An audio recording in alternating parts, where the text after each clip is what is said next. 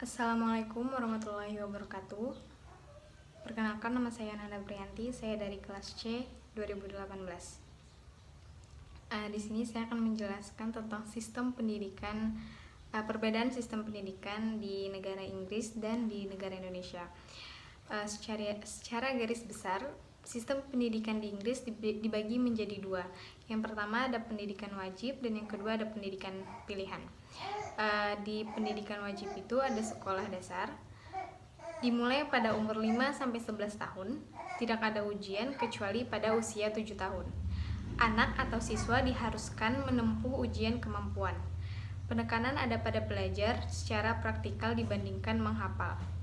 Pada dasarnya, sekolah-sekolah di Inggris menanamkan sikap tanggung jawab terhadap diri sendiri. Hal ini dilakukan untuk membentuk kedaulatan sendiri atau self-government. Sikap ini memberikan kebebasan pada siswa untuk mengatur sekolahnya sendiri secara kolektif dari tingkat dasar hingga tingkat tinggi. Lalu yang kedua ada sekolah menengah, dimulai dari umur 11 sampai 16 tahun. Disinilah mulai dilakukan pendalaman pelajaran. Di tahun keempat, siswa mengikuti ujian GSCE. Setelah ujian tersebut, siswa dapat bekerja, mengikuti program training di sekolah kejuruan atau teknik, atau melanjutkan 2 tahun lagi untuk menyiapkan diri bagi ujian masuk universitas yang dikenal dengan A-Levels. Yang kedua ada pendidikan pilihan. Yang pertama ada A-Levels. A-Levels adalah lanjutan dari sekolah menengah atas jika mereka ingin masuk ke bangku universitas. Itu ditempuh selama 2 tahun. Yang kedua ada program sarjana, dan yang ketiga ada pasca sarjana dan doktoral. Sedangkan sistem pendidikan di Indonesia adalah yang pertama ada taman kanak-kanak, wajib belajar 6 tahun, SD atau MI, sekolah menengah pertama, SMP atau MTS, sekolah menengah atas, SMA, MA, SMK, dan perguruan tinggi.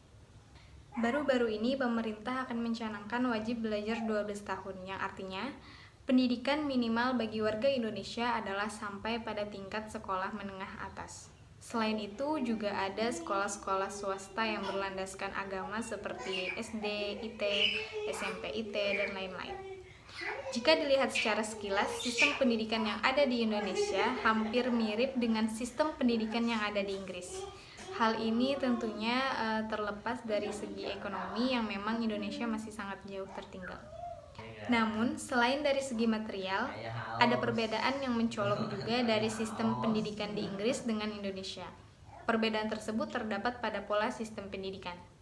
Seperti yang telah disebut di depan bahwa sistem pendidikan di Inggris lebih mementingkan spesialisasi keahlian dan keterampilan yang mendalam, sehingga pola yang diterapkan adalah pola prismatic.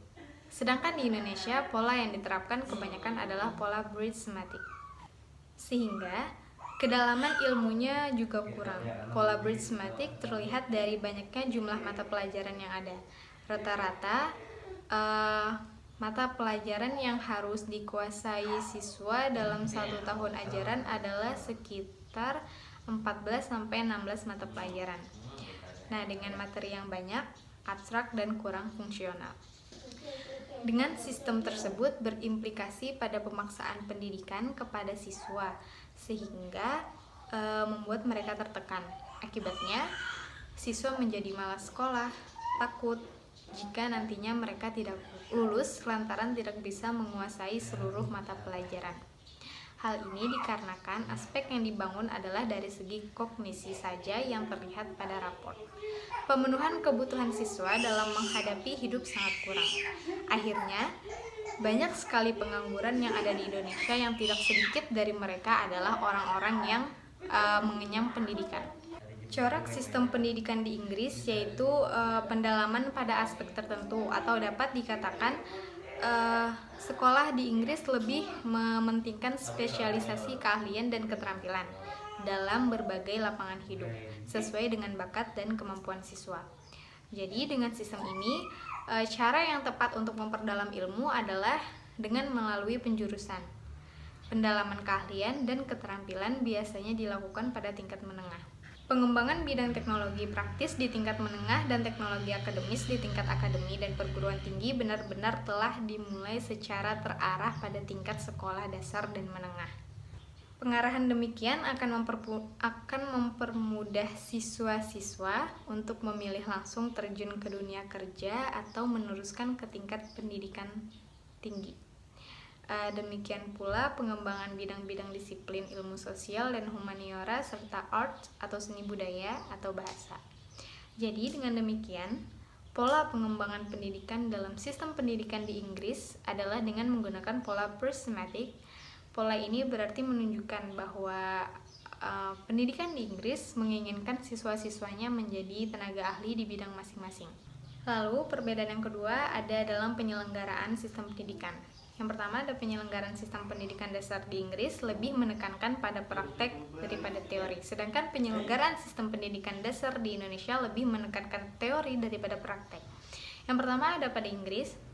Sekolah dasar di negara tersebut diperuntukkan untuk anak usia 5-11 tahun dan berlangsung dalam kurun waktu kurang lebih 6 tahun. Dalam sistem pendidikan di Inggris, tidak ada sistem ujian untuk naik ke kelas selanjutnya. Ujian kemampuan dasar dilakukan hanya 1 kali ketika siswa berumur 7 tahun. Tahun pertama dan kedua disebut infants, dan tahun ketiga sampai ke-6 disebut junior. Kurikulum mata pelajaran yang diajarkan pada sekolah dasar di Inggris antara lain bahasa Spanyol, matematika, IPA, IPS, pelatihan berupa pelatihan musik, seni, estetika, dan kerajinan tangan serta pelajaran olahraga atau pendidikan jasmani. Sedangkan penyelenggaraan sistem pendidikan dasar di Indonesia lebih menekankan pada teori daripada praktek. Sekolah dasar di Indonesia diperuntukkan untuk anak usia 6-11 tahun dan berlangsung dalam kurun waktu 6 tahun. Jenjang sekolah dasar di Indonesia yaitu jenjang kelas 1-6. Dalam sistem pendidikan di Indonesia mengenal yang namanya ujian kenaikan kelas, yaitu yang dilaksanakan pada akhir semester kedua. Evaluasi yang dilakukan yaitu dengan cara ujian nasional. Jika siswa tidak lulus ujian nasional tahap 1, siswa harus mengikuti ujian nasional tahap 2. Dan jika siswa tidak lulus pada tahap 2, mereka harus mengikuti program kejar paket.